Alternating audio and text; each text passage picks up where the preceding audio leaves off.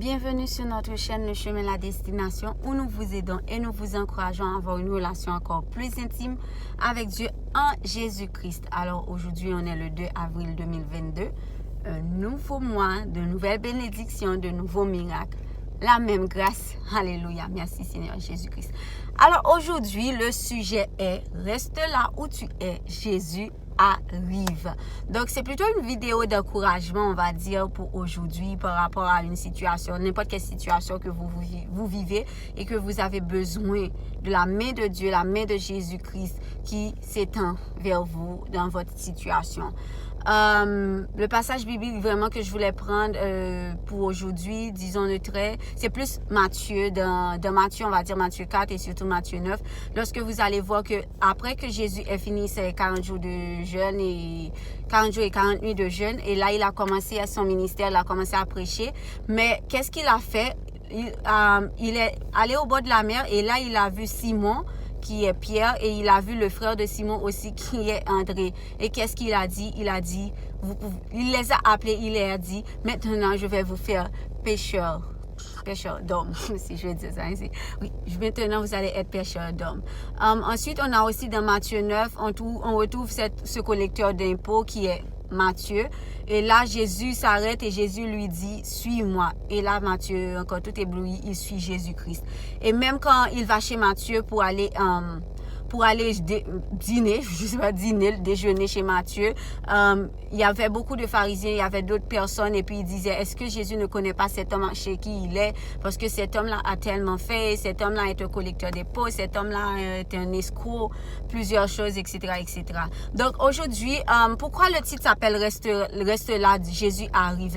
Reste là où tu es, Jésus arrive. C'est par rapport, si pour les gens qui sont dans des situations où vous avez vraiment besoin de savoir qu'est-ce que Dieu dit de votre situation, qu'est-ce que Dieu va faire avec vous, en quoi Dieu va vous élever. Ne vous inquiétez pas, parce que le même Jésus, parce que Matthieu ne s'y attendait pas pour sa personnalité, il s'y attendait pas que Jésus allait venir le recevoir. Donc la plupart du temps, les gens nous insultent, les gens nous traitent de n'importe quoi, et on finit aussi par croire à ce que les gens disent, ou on finit par nous donner nous-mêmes des étiquettes, ou encore à cause des péchés qu'on a commis, on pense que Jésus nous a oubliés, Dieu nous a oubliés, et que nous-mêmes, bon, tant qu'à faire, c'est fini pour nous. Donc il n'y a pas de solution pour nous, il n'y a pas de main divine pour nous, il y a rien. Mais de la même façon que Jésus l'a fait pour Matthieu, le Matthieu là qu'on insultait, le Matthieu là qui était dans le péché, le Matthieu là qui faisait souffrir le peuple aussi, parce que le peuple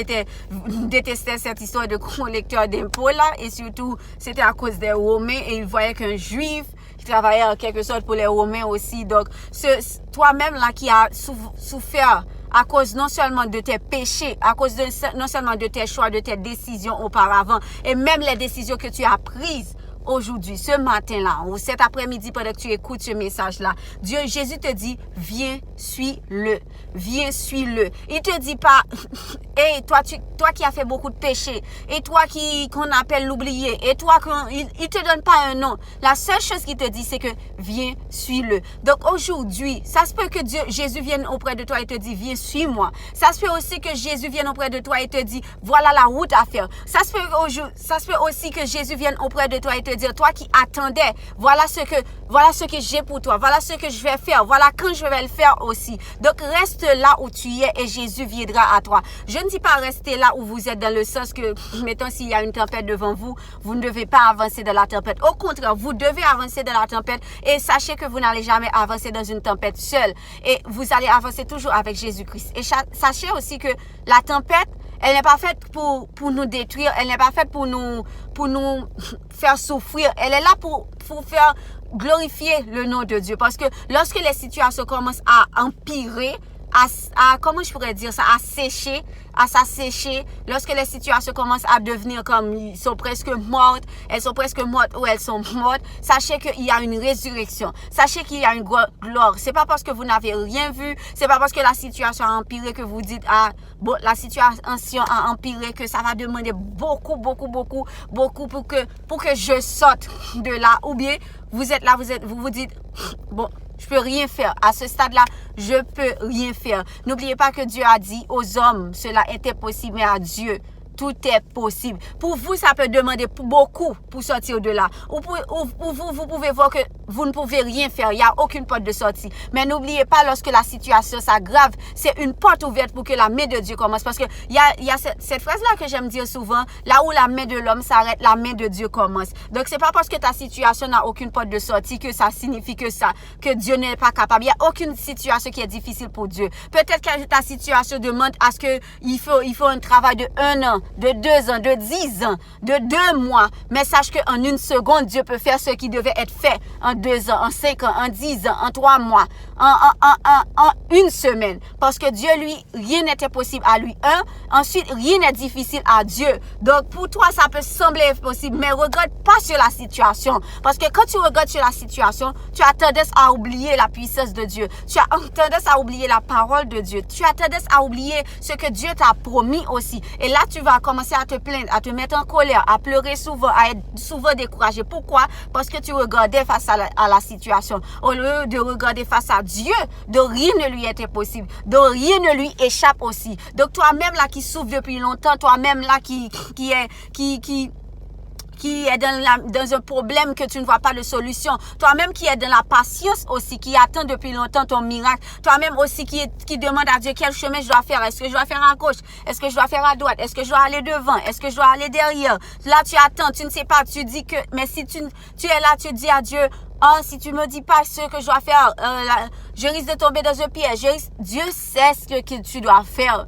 Dieu, c'est pas comme si Dieu ne voit pas ta situation. C'est pas parce que tu n'entends pas Dieu qu'il n'agit pas. Dieu veut que tu le fasses confiance. Dieu veut que tu lui fasses confiance complètement. Pas une partie, pas quand ça va bien, ou quand comme si ta main peut s'allonger, ta main peut faire quelque chose, ou même quand il faut que tu le fasses confiance, même quand tu peux faire quelque chose, même quand tu ne peux pas faire quelque chose, même quand même si tu voulais, tu n'as même plus le vouloir, tu n'as même plus le pouvoir de faire quelque chose. Dieu veut que tu le fasses confiance en tout temps afin qu'il puisse agir dans ta situation. Donc pour vous là qui attendez la main de Dieu, qui attendez que Jésus arrive dans votre situation, dans votre vie, dans toutes les insultes qui vous ont dit, même les péchés que vous avez commis.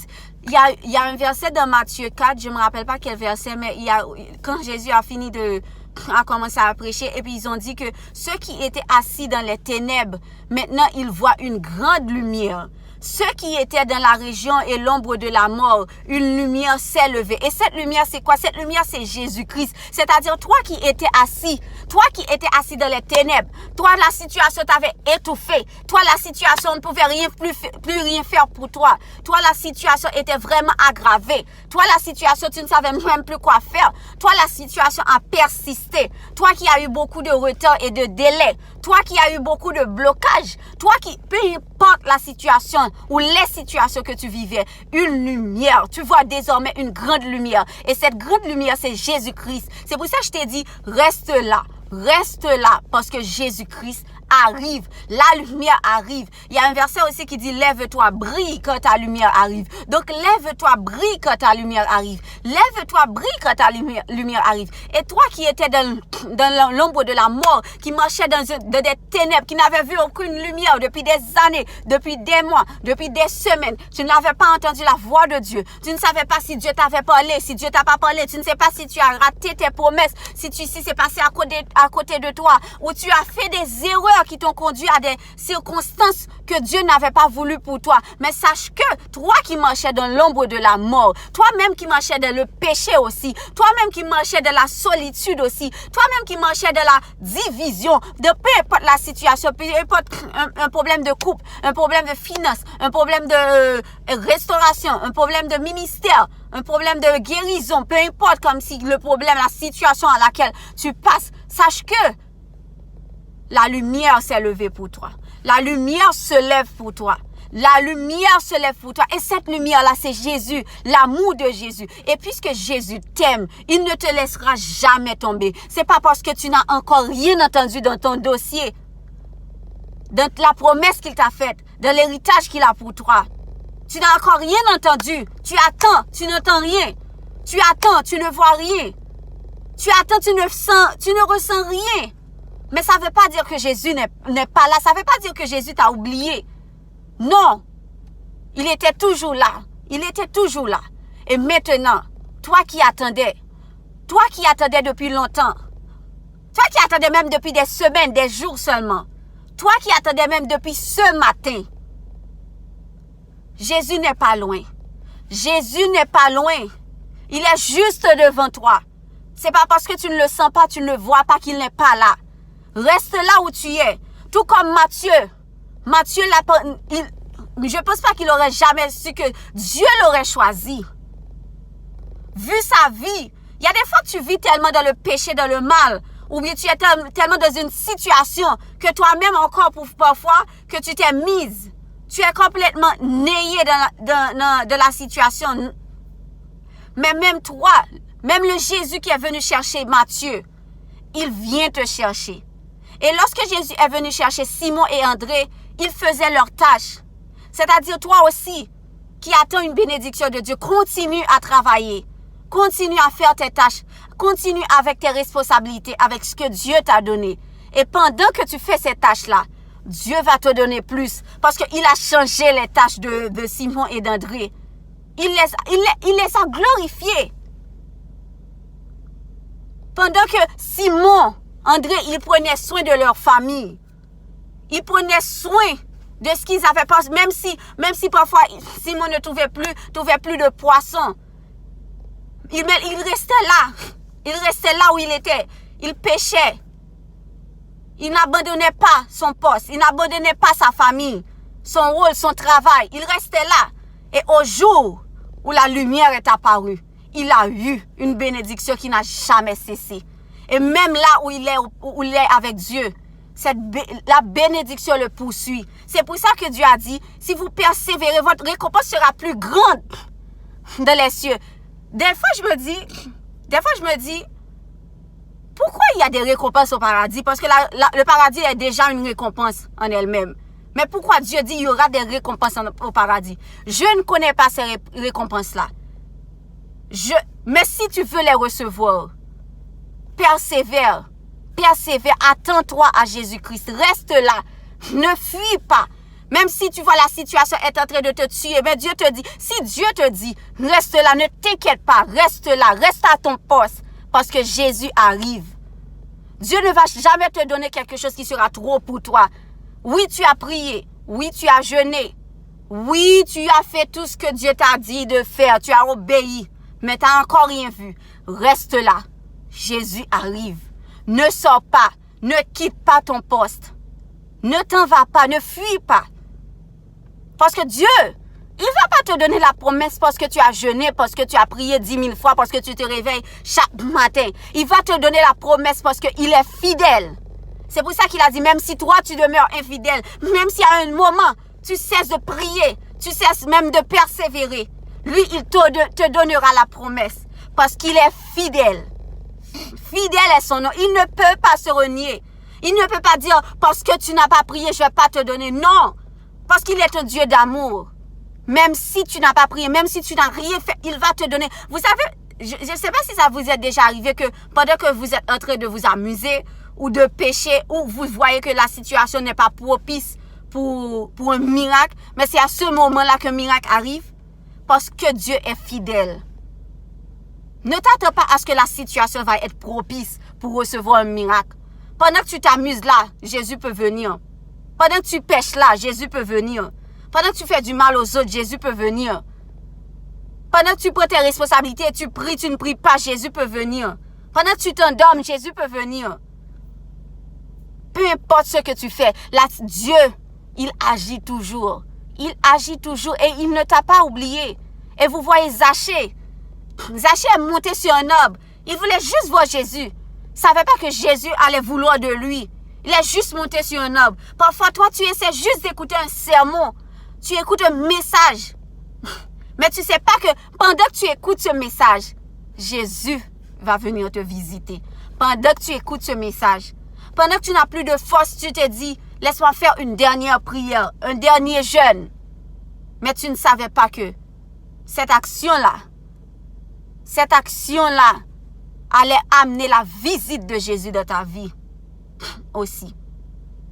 Donc Zachée, lui, il montait sur l'arbre juste pour voir ce Jésus-là dont tout le monde parlait. ne sachant pas que ce Jésus-là voulait de lui aussi. Et Jésus, en marchant dans une foule, j'imagine pas la tête de Jésus marchant dans une foule nombreuse. Zachée, je ne pense pas qu'il était le seul à monter sur quelque chose là. Sûrement, il y avait des maisons, des arbres, des gens qui sont montés sur les toits des maisons. Mais ce jour-là, Jésus s'est retourné. Ou je ne sais pas si Zachée était à gauche, à droite, devant ou derrière. Mais ce que je sais, c'est qu'il a fixé ses yeux sur Zachée ce jour-là.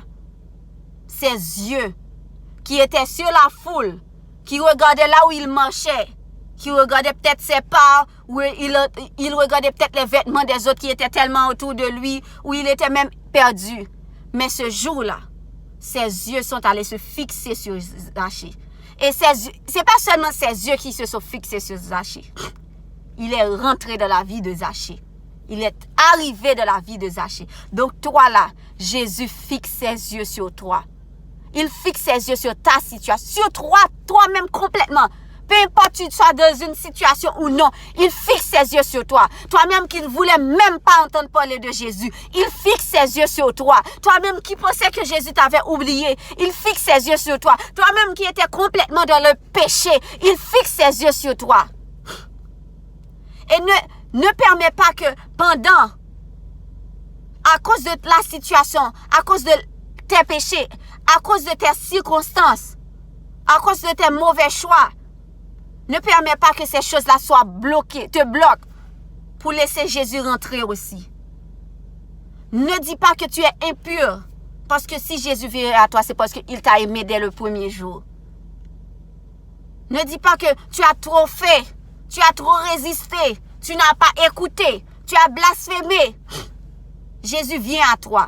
Et un dernier passage que j'aime, c'est quand Jésus a bravé la tempête pour aller vers cet homme qui avait une légion sur lui. L'homme, quand Jésus est arrivé, et puis là, il y a les démons qui étaient de l'homme. On dit que l'homme était tellement, sa situation était tellement grave que personne ne pouvait rien faire. Personne. Même si on l'enchaînait, les démons brisaient les chaînes.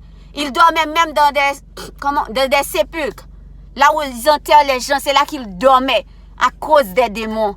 Toi-même qui dors dans la rue, toi-même qui n'as aucun endroit pour vivre encore, toi-même qui n'as pas de voiture, toi-même qui attends quelque chose, toi-même ta situation, toi-même qu'on a appelé l'oublié là, toi-même que tu n'as rien.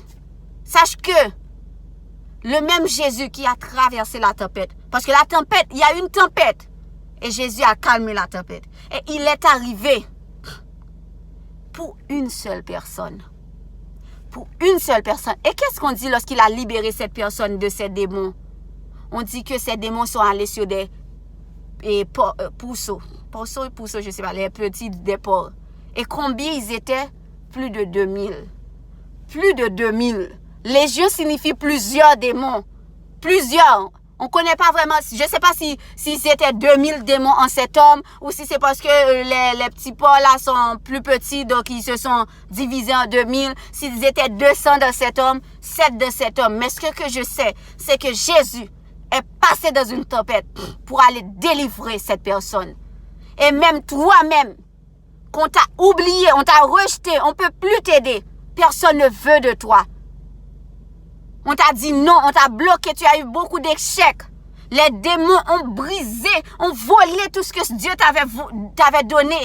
Ont volé ta vie, ton couple, tes finances, ton travail, ta résidence, ton visa. Ils ont tout volé. Mais Jésus est en train de traverser la tempête pour venir te délivrer. Donc si Jésus a traversé une tempête juste pour une seule personne, ne le ferait-il pas pour toi? Ne le ferait-il pas pour toi?